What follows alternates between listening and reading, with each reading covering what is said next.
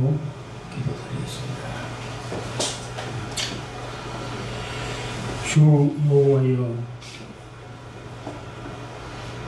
그 영이 내게 내리셨으니 이는 여호와께서 내게 기름을 부으사 가난한 자에게 아름다운 소식을 전하게 하려 하십니다. 나를 보내사 마음에 상한 자를 고치며 고르던 자에게 자유를, 갇힌 자에게 노임을 선포하며 여호와의 은혜의 해와 그 하나님의 보복의 날을 선포하여 모든 슬픈 자를 위로하되 그로 시온에서 슬퍼하는 자에게 화산을 주어 화관을 주어 그 죄를 대신하며 기쁨의 기름으로 그 슬픔을 대신하여 찬송의 옷으로 그 근심을 대신하시고 그들의 의의 나무 곧 하나님께서 심으신 그 영광을 나타낼 자라 일컬음을 받게 하려 하십니다.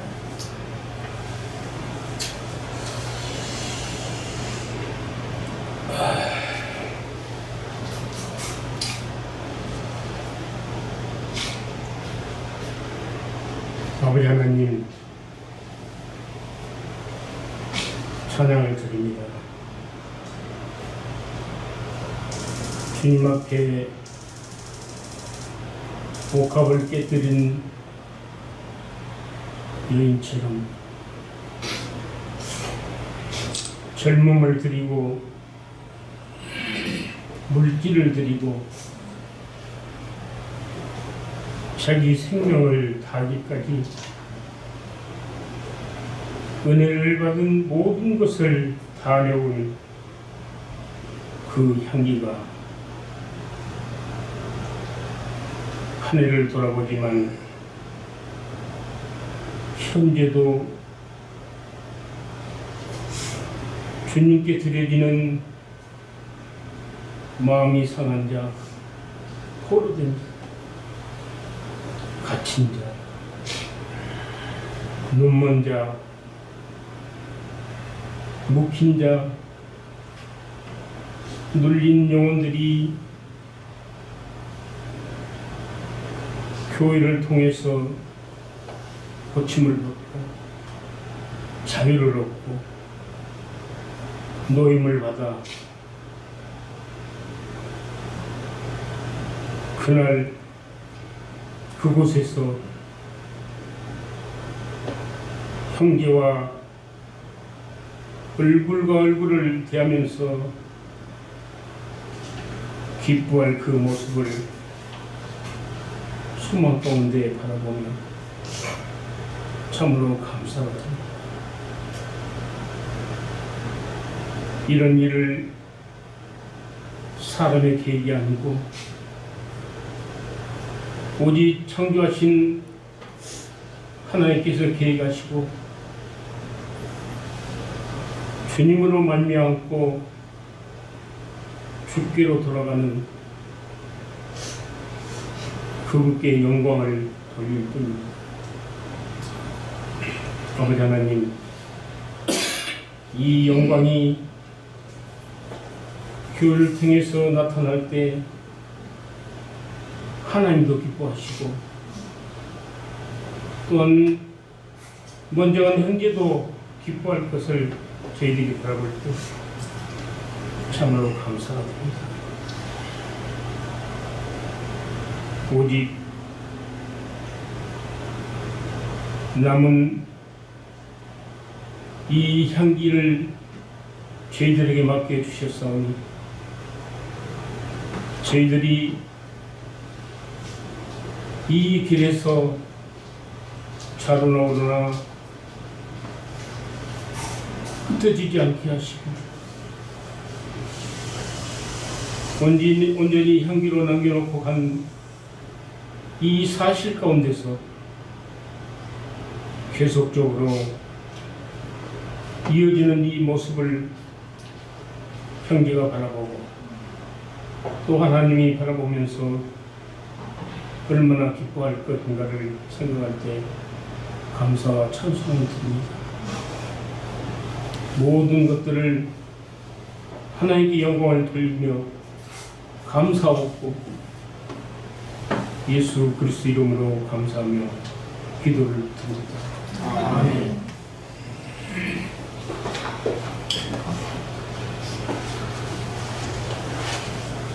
네, 감사합니다. 이제 말씀 시간을 갖겠습니다. 여기 오이연 신림동교회 오이연 형제님 나오셔서 말씀 전해주시면 되게 감사하겠습니다. 안녕하세요. 네, 신림동 교회에서 주님 섬기는 오이연 형제입니다. 동탄 멀면서 이렇게 놓인 전도를 위해서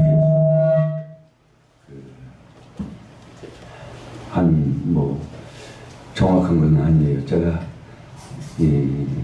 생각해 보니까 한 1년 한 6개월이 됐나 아니면 1년 몇 개월 정도 이렇게 출입한 것으로 생각이 듭니다. 그 동영상을 통해서 이용수 형제님이 그렇게 어떻게 주님 앞에서 쓰임을 받고 또 그 일에 어떻게 헌신 되었는가를 다시금 이렇게 보게 되니까 참 감개무량한 그런 마음이 있어요. 주님은 이사서 45장 7절에서 말씀하시는 것처럼 나는 빛도 짓고 어둠도 창조하며 나는 평안도 짓고 환난도 창조하는 그런 하나님이다 라고 말씀하시는 말씀이 생각이 나기도 합니다. 그리고 또 형제님을 생각하게 될 때 또 유족들을 생각하게 될 때 생각나는 말씀이 이 땅에 있는 장막집이 무너지면 하나님께서 지으신 영원한 집이 우리에게 있다라고 하는 사실을 다시금 생각하면서 우리 모두 다 같이 앞서거니 뒤서거니 하면서 주님 앞으로 갈 수밖에 없어요. 또 주님이 언제 오실지 모르지만 더디 오면 우리는 다 그렇게 이영수 형제님이 가셨던 그 길을 밟아가는데 과연 우리가 주님 앞에서 어떤 모습으로 나타날 것이냐라고 하는 것이 아주 중요한 문제다. 그런 생각을 하게 돼요. 형제님은 적어도 복음을 위해서 어떻게 그렇게 귀한 사역을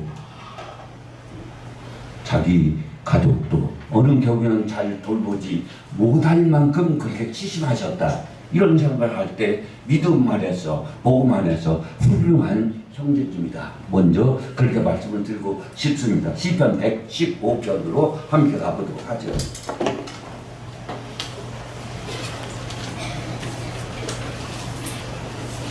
시편 115편 1절만 봉독해 보겠습니다. 시편 115편 1절입니다. 여호와여 영광을 우리에게 돌리지 마옵소서. 우리에게 돌리지 마옵소서. 오직 주는 인자하시고 진실하심으로 주 이름에만 영광을 돌리소서. 또 히브리서 12장으로 13장으로 함께 가보겠습니다. 7절 한 구절만 봉독하겠습니다.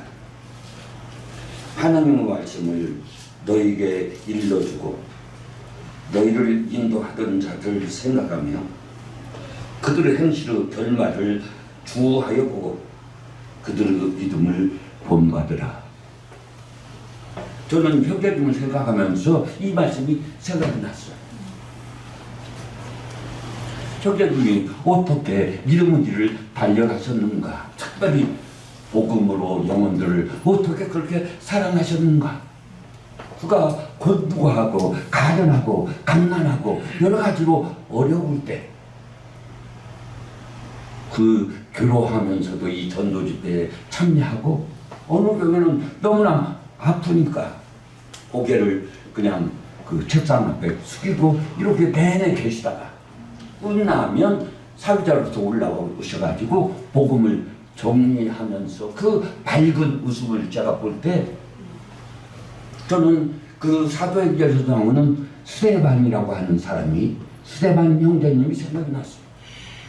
그 어렵고 괴롭고 고통스러운 가운데서도 형제님이 주님으로 인해서 이 천국 가는 길을 알려줄 수 있다고 하는 이 기쁨이 넘쳐서 스데반 얼굴이 천사 같았다고 이렇게 기록이 되어 있는데 그런 모습을 보는 것 같은 그런 생각이 제 마음에 들었어요. 그리고 제가 생각할 때 형제님이 그렇게 복음을 위해 사시면서 그 사도행전 20장 24절에 뭐라고 말씀했습니까? 사도 바울이 나의 달려갈 것과 주 예수께 받은 사명 곧 하나님의 은혜의 복음을 증거하는 일을 마치려 한다면 내가 잘 증거할 수만 있다면 나의 생명을 조금도 귀한 것으로 여기지 않겠노라고 말했던 그 말씀이 생각이 나기도 했어요. 어찌됐든 형제님은 이와 같은 병고 가운데서 영혼들을 극진히 사랑했습니다. 혹 자녀분들이 어느 겨울에도 섭섭했을지도 모르겠다 그런 생각이 들어요.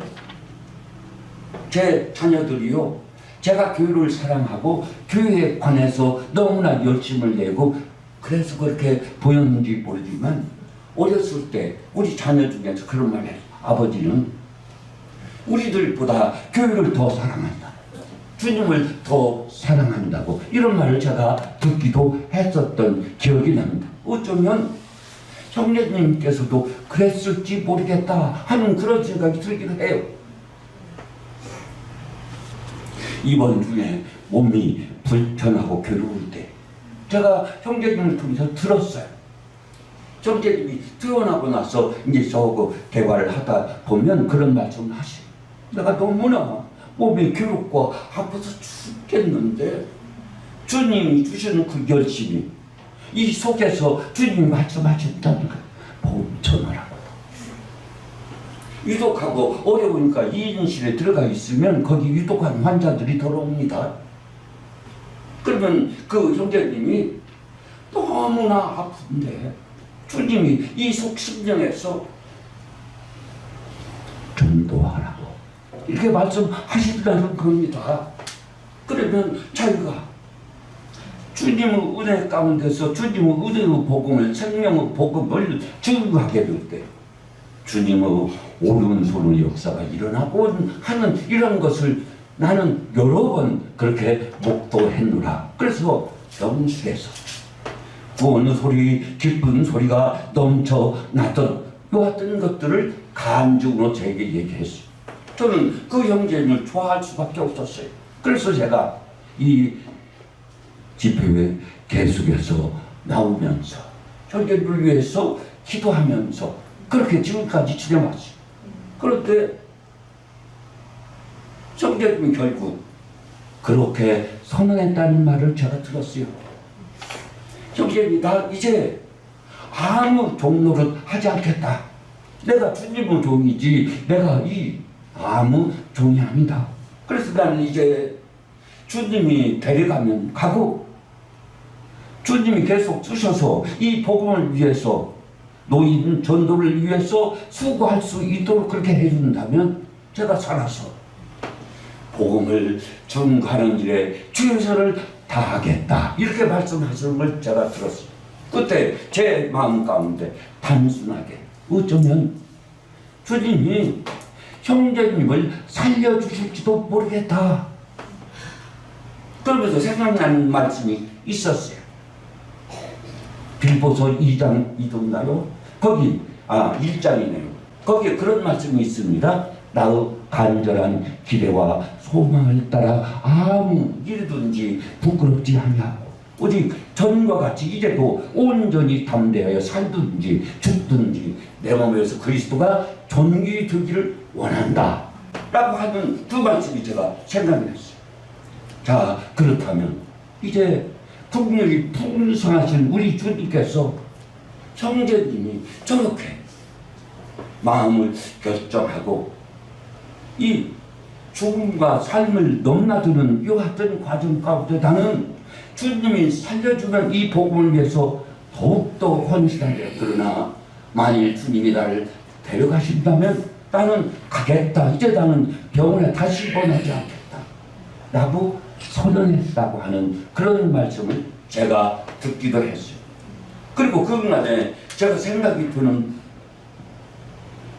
것이 뭐냐면, 형제들이 어떻게 주님을 그렇게 사모하고 이렇게 열심히 그렇게 하고 있는데 주님을 형제님을 데려갔을까? 그리고 왜 그 병실에 형제님이 자주 그렇게 너무나 아파서 급해서 입원할 수밖에 없도록 하고 전도하도록 그렇게 하고 또 이렇게 위중한 가운데 수고하고 있는데 그것을 주님이 사용했을까? 그리고 왜 이영수 형제님을 그렇게 사용하셨을까? 그런 생각을 하게 됩니다. 빌립보서 2장으로 함께 가보도록 하죠. 19절과 20절, 21절 그렇게 읽어보겠습니다. 우리가 잘 아는 그런 말씀입니다만, 내가 디모데를 속히 너에게 보내기를 주 안에서 바라는 너희 사정을 알므로 안위를 받으려 하니 이는 뜻을 같이하여 너희 사정을 진실히 생각할 자가 이밖에 내게 없습니다.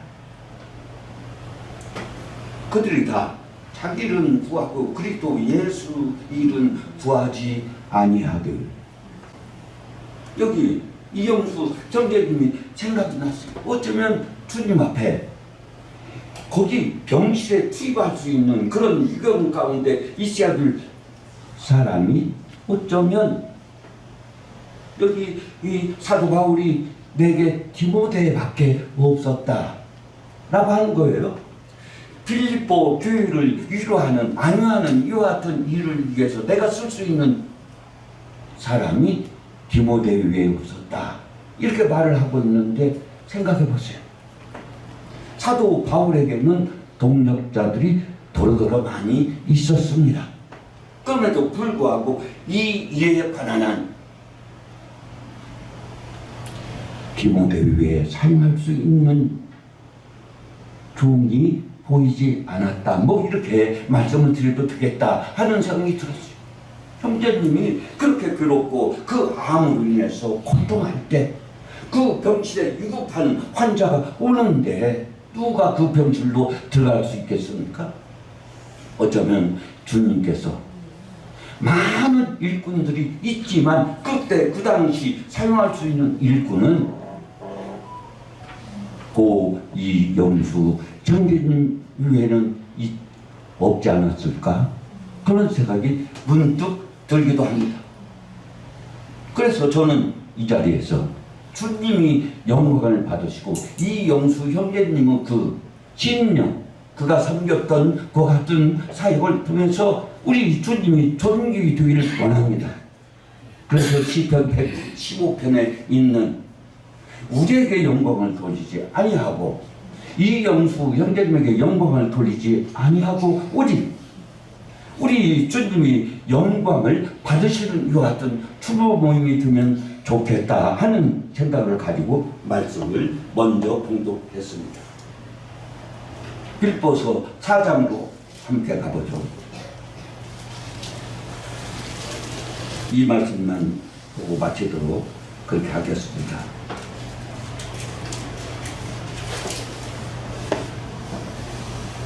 사도 바울은 빌립보 교회를 향해서 4장 9절에 이런 말씀을 하고 있습니다. 너희는 내게 배우고 받고 듣고 본 바를 행하라. 그리하면 평강의 하나님이 너희와 함께 계시리라. 이 사도 바울은요 이렇게 말하고 있습니다. 너희는 내게 배우고 듣고 본 바를 행하라.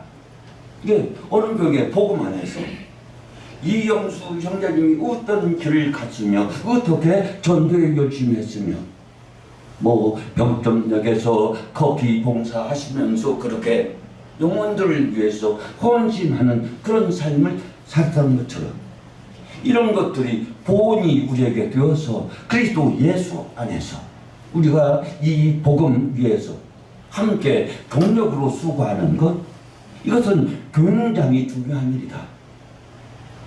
그런 생각이 들어요. 이것은 표대를 향해서 그리스도 예수 안에서 함께 달려가는 길이다. 함께 하늘 부르심을 입은 거룩한 형제들아. 주님은 우리를 거룩한 형제라고 그렇게 부르고 계시. 주님이 십자가에서 죽으시고 무덤에 붙인 바 되셨다가 3일 만에 부활하셔서 요한복음 20장에서 누구예요? 막달라 마리아를 처음으로 만나게 되는. 그래서 막달라 마리아가 너무나 반가워서 주님을 붙들려고 하니까 주님이 나를 만지지 말아라. 내가 아직 아버지께 올라가지 않았다. 그러면서 뭐라고 했습니까? 너는 내 형제들에게 가서, 처음으로 주님께서 제자들을 가르쳐서 내 형제들에게 가서 이렇게 말을 해요. 그 다음에 뭐라고 합니까? 나의 하나님 곧 너희 하나님. 예, 주님이 부활해서 처음으로 나의 하나님 곧 너희 하나님. 나의 아버지 곧 너희 아버지. 예, 그래서 하나님 아버지가, 이 하나님 아버지가 우리 아버지가 됐어요. 우리가 주님과 형제가 됐어요. 이와 같은 놀라운 은혜를 우리는 맛보아서 아는 사람들이 됐습니다. 이 주님의 은혜를 맛보아 알고 보니까 이 영혼들이 어떻게 영혼들에게 전도해야 될 것인가 라고 하는 마음에 주께서 주신 사명들을 가지고 부족하기 그지없지만 함께 모여서 이렇게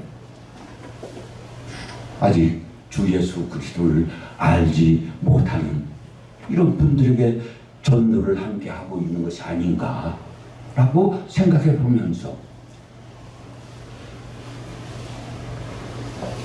땅에 있는 장법집이 무너지면 하나님께서 지으신 집, 곧 손으로 지은 것이 아니고 하나님께서 지으신 영원한 집이 우리에게 있는 것을 우리가 바라보면서 믿음 안에서 함께 수고하는 것이 마땅하다. 맞아.